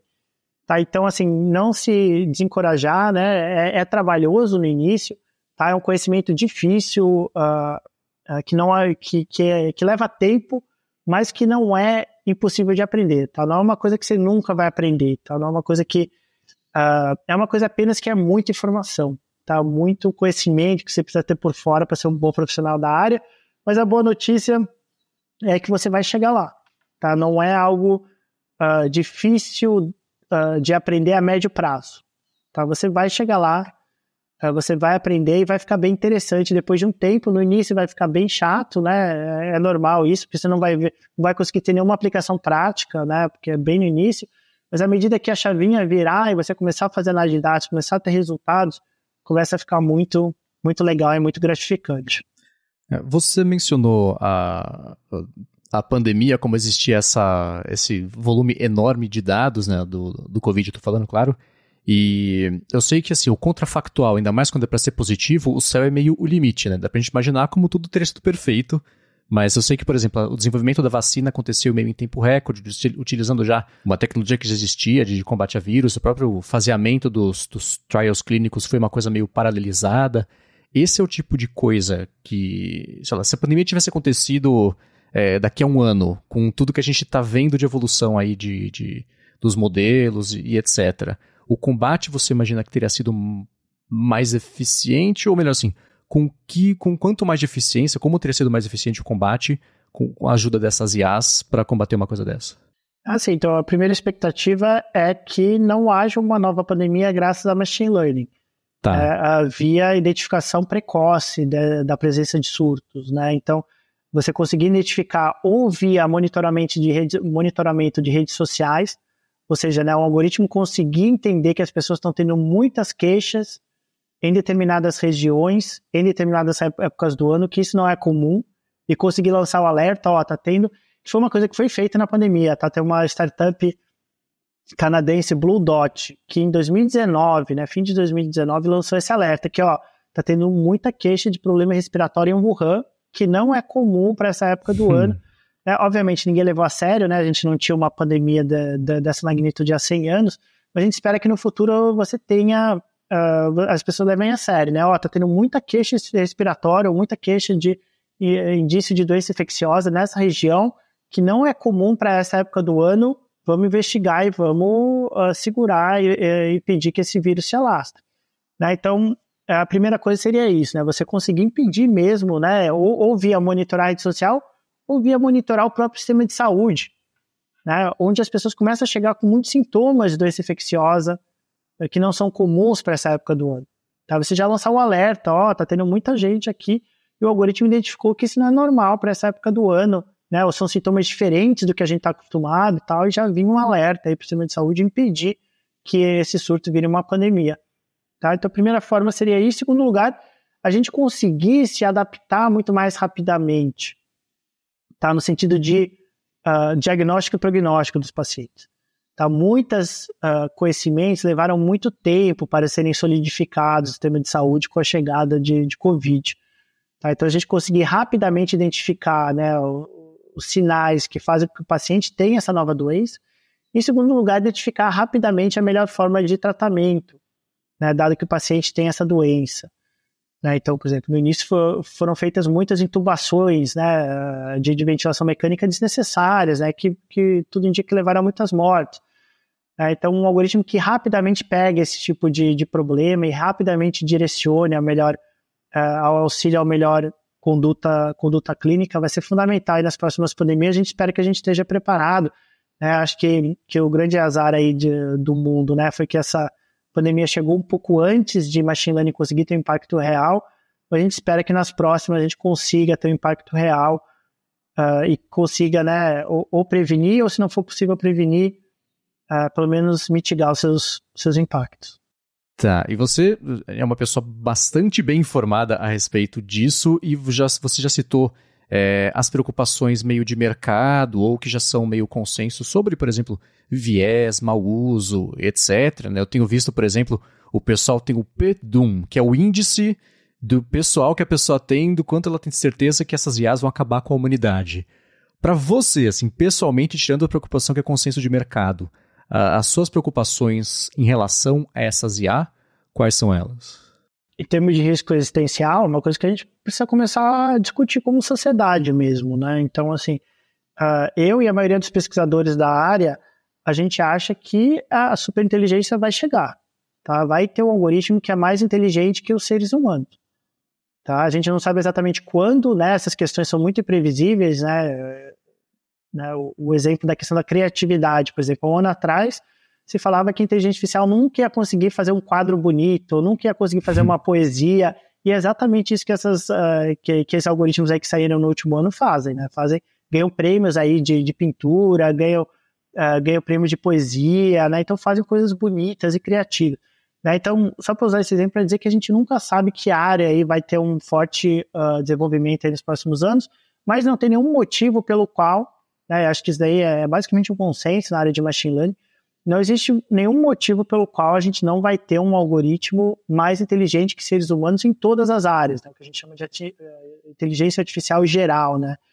AGI, Artificial General Intelligence. Então vai chegar, e a gente não vai ser o ser mais inteligente do planeta Terra. Tá? E muitos acham que é ao longo da nossa vida. Eu diria que a grande maioria dos pesquisadores acham que ao longo da nossa vida a gente não vai ser mais o ser mais inteligente do planeta Terra. E aí, o que esse ser vai fazer com a gente? A gente não faz ideia, porque, em primeiro lugar, a gente não é tão inteligente ao ponto de saber o que um ser muito mais inteligente que a gente faria com a gente. Em segundo lugar, é muito imprevisível, porque a gente só conhece nós, né, como seres humanos, como seres inteligentes, que desenvolvemos a nossa inteligência via um processo evolutivo aí de muito, muito tempo. O que nos gerou alguns instintos pessoais, né? Algumas necessidades e instintos pessoais, né? Como a necessidade de autopreservação, por exemplo, que a gente não sabe se um ser mais inteligente que a gente vai ter, né? Esse medo da morte, essa necessidade de autopreservação. Então, assim, é muito difícil a gente saber, mas eu acho que precisamos de mais pessoas na área para começar a pensar sobre isso, né? O que esse ser faria com a gente, caso seja danoso, como a gente impede isso. Né, que esse ser mais inteligente que a gente veja a gente como uma ameaça e que acabe vendo a gente como um inimigo mesmo, né, e por ser muito mais inteligente que a gente, né, as consequências, se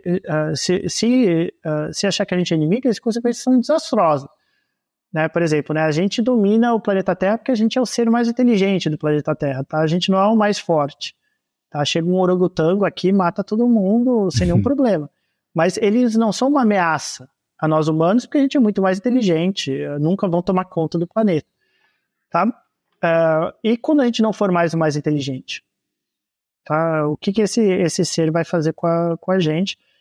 É uma coisa que a gente tem que começar a refletir como sociedade, né? Porque, como eu falei, é uma realidade, né? Vai ter um algoritmo mais inteligente que a gente, provavelmente milhares de algoritmos mais inteligentes que a gente, mas que a gente vai conviver com isso, né? E o que esse algoritmo vai pensar em fazer com a gente, tá? Então, para ontem a gente tem que começar a discutir sobre isso, é o tema mais importante hoje no mundo, e mais subestimado, e que menos se fala, né? Daqui a 5 anos a gente só vai falar disso, tá? Já tá claro que isso vai acontecer, eu até fico às vezes meio desesperado, como é que as pessoas não estão falando disso?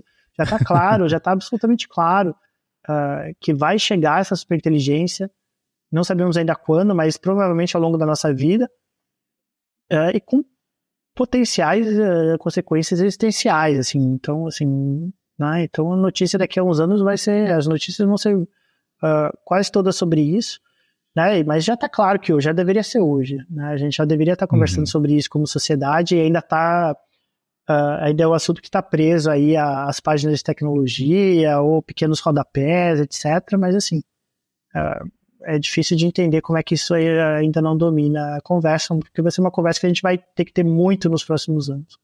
Sim, acho que é uma questão meio cultural, né? A gente está acostumado há 100 anos a ver no cinema as máquinas dominando o mundo, aí séries e filmes e quadrinho e não sei o quê. Tudo que tem a ver meio com cultura pop, sempre existiu esse inimigo virtual tecnológico que vai obliterar a humanidade. Então, quando isso é discutido de um jeito sério agora, de verdade, o bicho pode pegar, acho que muita gente ainda entende isso como uma ficção científica. Tá o nerd lá falando sobre as nerdices, né? Não vê como um risco imediato. O que vou dizer é justamente o que aconteceu nos filmes, mas tirando esse pedaço, né? Exatamente, tá tudo bem escrito nos filmes. Né? Exatamente, né? E existe uma questão aí também sobre, por exemplo, a regulação disso, né? Não vou nem falar sobre aquela carta de parar de desenvolver, porque isso é bobagem. Mas existem pouquíssimos exemplos, eu não conseguiria encher metade dos dedos de uma mão de mercados autorregulados que funcionam, né? Que eles, de fato, se regulam e agem em prol de um bem da sociedade e colocam até um ganho financeiro em segundo lugar, porque não é o certo a se fazer. Então a gente vê, por exemplo, o comparativo que eu tenho feito ultimamente é de redes sociais, que não existiu nenhum tipo de intenção de autorregular, e quando os governos perceberam que era hora de regular, ainda isso está acontecendo e nada de fato aconteceu, né? No mercado de IAs, a gente vê já governos discutindo esses assuntos. O próprio Sam Altman foi lá depor frente ao Congresso americano com um clima bem diferente do que foi do Mark Zuckerberg e o pessoal de IAs, né? As pessoas de fato fizeram perguntas e escutaram. Não foram lá só acusar para fazer um teatro político.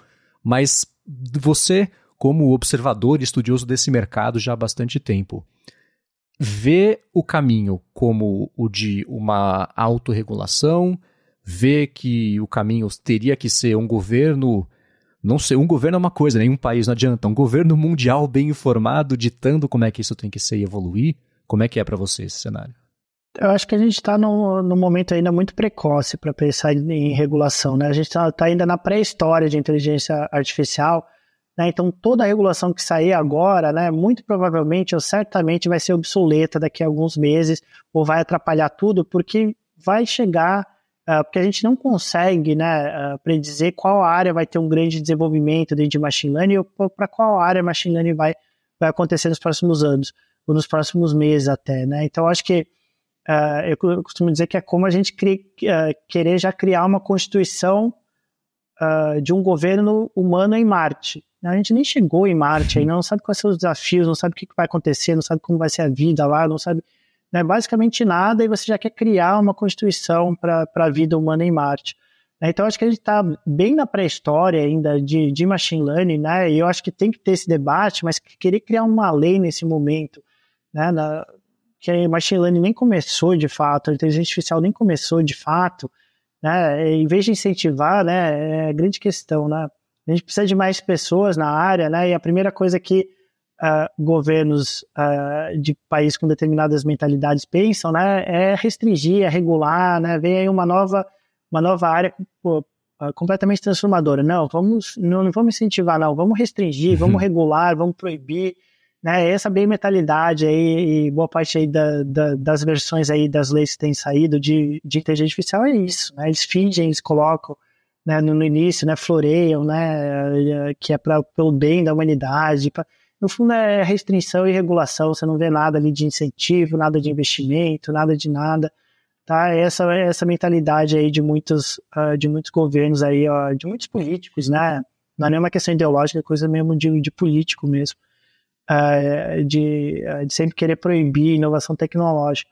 Tá? Então a gente está bem no início, a gente não sabe ainda o que vai acontecer, né? Eu acho que o debate, eu só fico 100% a favor de um debate de regulação, porque a gente precisa direcionar machine learning, inteligência artificial numa direção, né, que melhore o desenvolvimento humano e diminua desigualdades, né, porque o potencial de ficar preso nas mãos de monopolistas é muito grande, mas também o risco desses monopolistas ditarem essas leis, né, que é uma coisa que o Sam Altman foi lá fazer no Congresso, né, no Senado, foi pedir regulação, lógico, ele é monopolista, né, então ele quer restringir, né, ele quer impedir a concorrência, ele quer pedir que novas pessoas apareçam, e a sugestão dele foi exatamente essa, né, desenvolver acreditação para novos algoritmos. Lógico, né, ele quer impedir a concorrência, né, obviamente que aí ele floreia, fala que é pelo bem da humanidade, sei lá o que ele fala, essas bobagens, mas no fundo ele quer restringir concorrência, né? Então, qual é o risco, né, desses monopolistas ditarem essas leis, né, em nome do bem comum e etc. E você também corre o risco de impedir o desenvolvimento tecnológico quando a gente precisa de mais pessoas na área, não menos. Então, assim, por tudo isso, eu acho que não é o momento de discutir, mas apresentar uma coisa quando você não tem nenhuma ideia do que vem por aí, é extremamente prematuro e preocupante.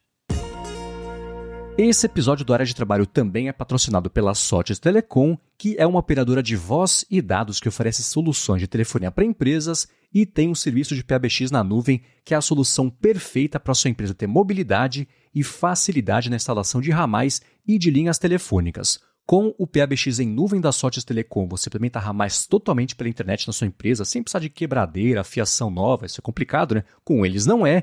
E ela dispõe também de uma série de ferramentas para você poder gerenciar a sua equipe, como, por exemplo, um painel de relatórios online para você acompanhar as métricas das ligações.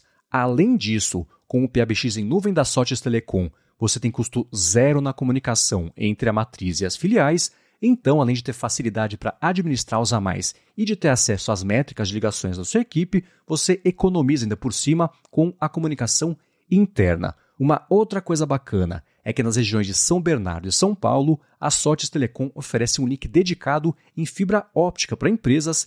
E então, para você que está procurando por qualidade de serviço, flexibilidade e baixos investimentos também em serviços de voz, entre em contato com a Sotes Telecom que eles vão te ajudar. Acesse o site deles, que é sotes.com.br, sothis.com.br, ou vai no Facebook e no Instagram, procura por @SotesTelecom, comenta que você escutou o patrocínio aqui no Área de Trabalho e pronto, dá o primeiro passo para resolver de vez a telefonia IP e a comunicação da sua empresa. Muito obrigado à Sotes Telecom pelo patrocínio de mais esse episódio do Área de Trabalho e pelo apoio a toda Gigahertz. E abrindo um parênteses aqui, né? No momento que a gente está gravando essa entrevista, a gente recebe a notícia de que a Meta acabou de ser multada em 1,2 bilhão de euros na Europa por violação à Lei Geral de Proteção de Dados. Salvo engano, essa é a maior multa até agora, né, relacionada a essa legislação.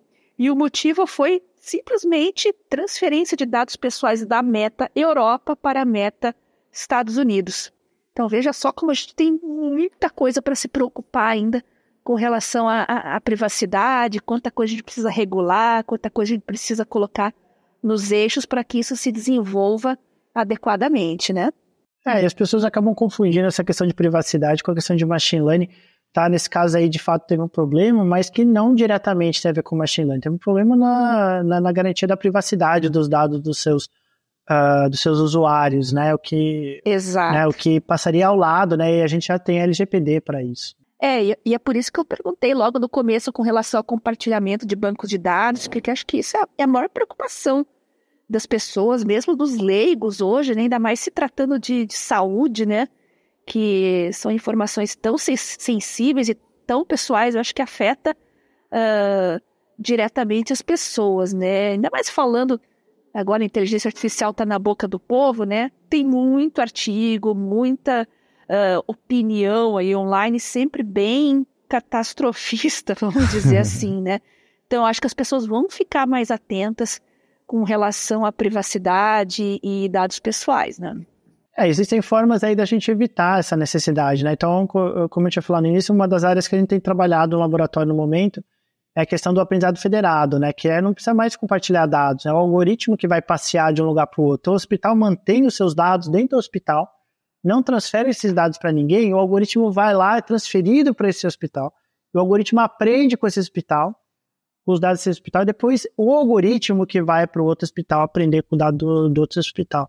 Então a gente chama isso de aprendizado federado, a gente tem os resultados estão em avaliação agora, que são bem interessantes sobre isso, né? Com o nosso banco de dados aqui de Covid no Brasil, onde a gente desenvolveu algoritmos que de fato, né, tiveram esse impacto positivo, né, no sentido que melhoraram o aprendizado sem ter uma única transferência de dados de um único hospital, o que, em primeiro lugar, garante a privacidade dos pacientes, e, em segundo lugar, aumenta o potencial desses hospitais aceitarem participar desse tipo de pesquisa. Então, à medida que o hospital não transfere os dados do paciente, né, não perde essa mina de ouro, que é esses dados aí de saúde que eles têm hoje, né, às vezes eles ficam mais dispostos a participar desse tipo de pesquisa, né, contribuindo para descobertas aí científicas na área de machine learning, né, e a gente está bem otimista em relação a esse tipo de algoritmo que permite com que dados não sejam mais transferidos. Tem aí dos dados genéticos também, né, que acho que é uma preocupação muito grande, já que tem tanta empresa fazendo sequenciamento por aí hoje em dia. Agora a gente tem um boom aí de empresas de pesquisa de ancestralidade, né, e a gente não sabe muito bem para onde estão indo esses dados. Nem toda empresa tem uma política transparente com relação ao tratamento dessas informações, né?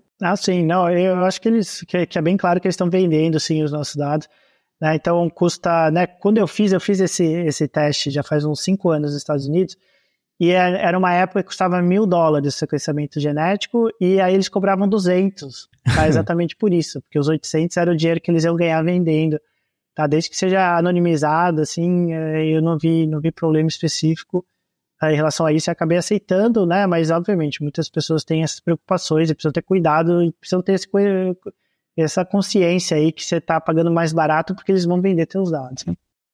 Eu fiz pela 23andMe faz uns anos nos Estados Unidos eu fiz essa também. E eu fico curioso para saber, por exemplo, o impacto justamente que esses modelos todos, esse tipo de treinamento e consumo, análise e tratamento de dados vai ter em coisas desse tipo, porque eu imagino que daqui a um tempo a própria 23andMe passe a oferecer esse tipo de coisa, que eles já fazem isso, né? Você entra lá de tempos em tempos e fala, novas descobertas, você tem maior probabilidade de ter isso, de não ter aquilo, tanto a parte de saúde quanto de preferências pessoais, você vai gostar de café, você não gosta de coentro. Então, isso tudo eles fizeram com a construção de um volume de dados e comparando as coisas e perguntando para as pessoas, você gosta de coentro? Você gosta de não sei o que lá? Então, eu imagino, colocando esse vetor para frente, como é que vai ser essa análise de dados jogando machine learning em cima. Fico cautelosamente empolgado, mas agora que meus dados estão lá de qualquer jeito, não tem o que fazer, né? Eu só vou ficar empolgado mesmo e tudo bem. Mas você viu que é tudo bobagem, né, que eles estão falando agora, né? Essa questão aí, você tem as mãos suadas, mais suadas ou não? Você sente frio no pé ou não? É tudo bobagem. Por quê? Eles estavam falando de doença, né, há uns anos atrás, e o FDA mandou fechar tudo, né, porque não tinha comprovação científica ainda para aquilo que eles estavam falando, né? Eles estavam falando um monte de probabilidade de doenças, né, que não tinha pesquisa científica que comprovava aquilo, e era um problema sério. Então, invadiram ali a sede deles, né, o FBI, o FDA, invadiu a sede deles, né, tiraram todas essas informações e proibiram eles de falar coisas importantes, né, então eles hoje só falam bobagem mesmo, né, porque ainda precisa de mais comprovação, precisa de artigo científico para eles conseguirem falar o que eles estavam falando até uns anos atrás. O que acaba dando margem para pseudociência, né, porque acho que a grande moda agora é dieta, né? Sugestão de dieta a partir de DNA. Exatamente. Você precisa comprovar cientificamente, não pode ficar aí falando mentira para as pessoas. Claro. Agora, para finalizar pelo menos a lista enorme de perguntas que eu tinha aqui para te fazer, a gente vê essas empresas que têm aparecido mais no noticiário, o OpenAI, o Google a gente já conhece, mas a OpenAI acho que é a entrante mais famosa aí, e um caso raro, né? Imagino, acho, de empresa de tecnologia ou ligada à tecnologia fazendo sucesso depois da consolidação desse mercado. Mas que empresas você vê aí na sua parte de pesquisa mais específica, pode ser sobre saúde ou dito mais amplo, que vale a pena ficar de olho, que a gente não vê nas notícias, mas fala, poxa, eles estão fazendo um bom trabalho, boas ferramentas, não tem que ser americano, sei lá, eu estou vendo, por exemplo, nada sai da China, curioso, porque eles certamente estão fazendo muitas coisas lá e, enfim, né? Mas o que você vê por aí que vale a pena ficar de olho que não está saindo no mercado? O OpenAI foi uma ideia genial, né? Porque é uma startup, né, que tinha pouquíssimas consequências, né, dos algoritmos que lançava, e de fato lançou o ChatGPT, e no início o ChatGPT era escândalo atrás de escândalo, né? Ele ensinava as pessoas a fazer um coquetel Molotov. Né? Se você escrevesse de certa forma, ele te ensinava a fazer um coquetel Molotov, fazia chantagem emocional, e tinha vários problemas. Então o Google jamais poderia lançar esse tipo de algoritmo, porque as ações iam cair bilhões de um dia para o outro. Uma empresa que é uma startup, né, que não tem ações na bolsa, teve esse potencial aí de mandar um algoritmo mais ou menos, que tinha vários problemas, exatamente para as pessoas corrigirem, né? E aí quando corrigiram, a Microsoft basicamente comprou. Né? Então foi uma jogada genial, e por isso que o Google levou tanto tempo para lançar aí o Bard, que saiu agora recentemente, porque eles não podiam lançar um algoritmo que ensinasse as pessoas a fazer coquetel Molotov, porque ia cair bilhões de dólares no seu valor de mercado do dia para a noite. Né? Então isso daí foi genial. Qual que é o problema hoje, né, de quais vão ser as grandes empresas do futuro? É que pouquíssimas empresas se deram conta da importância de machine learning. É muito maior do que todas as empresas acham hoje. Né? Pouquíssimas empresas se deram conta, talvez a Meta se deu conta, o Google demorou para se dar conta, né? Essa grande ironia, né? O Google foi muito lento de entrar de cabeça para o machine learning, né? Eles tiveram o CEO, né, teve uma apresentação recente no I.O. deles, né, que ele falou Artificial Intelligence AI, né, umas 50 vezes, finalmente, até o Google demorou muito para se dar conta da importância de inteligência artificial. Então, assim, imagina as empresas menores, tá? Então, imagina as empresas de médio porte, né? O quanto elas vão ainda se levar para se dar conta. É muito maior do que todas elas imaginam, é muito maior do que o Google imaginava até recentemente, é muito maior do que a Meta imagina, tá? Mas as que estão dando mais conta, né? E por que isso? Porque os pesquisadores de machine learning sabem que é muito maior, mas o CEO não é de machine learning. A pessoa que manda na empresa não é um cara de machine learning. Você pergunta para um cara de machine learning e vai falar, cara, vocês estão comendo bola aqui, machine learning é 10 vezes mais importante do que vocês estão dando valor. É 10 vezes mais importante do que a imprensa fala. Eu costumo brincar que eu nunca vi um artigo exagerado sobre machine learning. Não existe isso. Tudo subestima até hoje a inteligência artificial e machine learning. Tá? Então as empresas vão dar conta quando elas forem obrigadas a se dar conta. Foi o que o Google aconteceu agora com o Google. Foi obrigado a lançar o Bard, né? Eles não queriam lançar.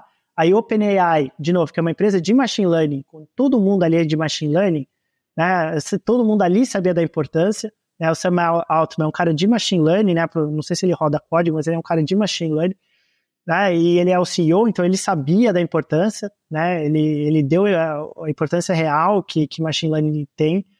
Né? Mas aí as empresas não, as empresas têm os diretores aí que têm medo da novidade, os CEOs que têm medo de investir muito na área, então assim, vai levar muito tempo ainda para as pessoas darem conta, as empresas são muito engessadas, né? Elas têm esse problema de muita dificuldade de inovação, a grande maioria delas, né? Elas vão se dar conta quando forem obrigadas a se dar conta sobre machine learning, né? Então, assim, é difícil falar qual empresa vai tá levando a sério, né? Talvez as subsidiárias do Google, principalmente o DeepMind, leva a sério, que era uma startup, né? Depois foi absorvida pelo Google de machine learning. Então, eu diria que a OpenAI e a DeepMind, que são duas empresas de machine learning, são as únicas que se deram conta aí da importância, exatamente porque os seus diretores são de machine learning, tá? Não são CEOs aí que tiveram formação tradicional e que não entendem na área de machine learning. Tá, então eu ficaria de olho aí nessas duas como fonte de inovação, tá? E outras startups de machine learning. Eu acho que a chave é você ver quem é o CEO dessa empresa. É um cara de machine learning ou um cara tradicionalzão? Né? Se for um cara de machine learning, a empresa tem futuro. Se for um cara tradicional, ele vai ser obrigado a ir para machine learning, ele vai ser obrigado a dar a importância que o machine learning vai ter. Como eu falei, assim, esperem daqui a um ano, né? As pessoas vão ver o que eu ouvi falar muito de machine learning. O tsunami só está começando ainda. Estamos ainda na pré-história da inteligência artificial. Muito bem, Alexandre. Muito obrigado pela sua presença aqui. Adorei esse papo. Tenho certeza que todo mundo que escuta aqui vai gostar bastante também. Para quem quiser continuar essa conversa com você, para te achar nas redes, onde é melhor interagir com você, talvez até quiser se envolver de alguma forma com o laboratório, os estudos, como é que faz? Sim, ótimo. Então eu estou no Twitter, né? É só procurar meu nome. O laboratório está no Instagram, Labdaps, tudo junto. Onde os pesquisadores do laboratório, né, criaram o Instagram, eles fazem divulgação científica, divulgam nossos cursos, divulgam os nossos artigos, e também no LinkedIn, também tem o LinkedIn do laboratório, tá? Também tem o meu LinkedIn, se tiver interesse. E é isso, estamos sempre divulgando aí material, né, com os nossos artigos, os nossos tutoriais, os nossos manuais, nossas palestras. Estamos sempre contribuindo aí para o crescimento da área. A área precisa de muito mais gente. Aí os salários estão muito bons, né? E a boa notícia é que a área não se importa com a tua formação, né? Então, como eu falei, no nosso próprio laboratório a gente tem pesquisadores formados em todas as áreas imagináveis, né? Então a área não se importa porque é uma área muito prática. Tá? Então a gente com, né, uma conversa rápida a gente já consegue saber se a pessoa sabe mesmo aí de machine learning ou se só tem conhecimentos superficiais. Então ela está aberta para todos, independentemente da tua formação, o conhecimento está online, é só buscar, é só ir atrás, e é isso aí, vem para uma área aí que te dá uma satisfação pessoal muito grande, porque é uma área que você tem um impacto real nas decisões, e ao mesmo tempo é uma área que paga muito bem. Tá? Então, em geral, áreas, né, que te dá uma satisfação pessoal, historicamente não pagavam muito bem. Né? E, por exemplo, né, se você cuidar de idosos, por exemplo, né, era uma área que te dá muita satisfação, mas em geral não pagava bem.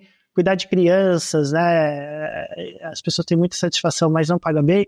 Machine Learning é uma área que te traz muita satisfação no sentido que você tem impacto real, direto, né, muitas vezes positivo no mundo.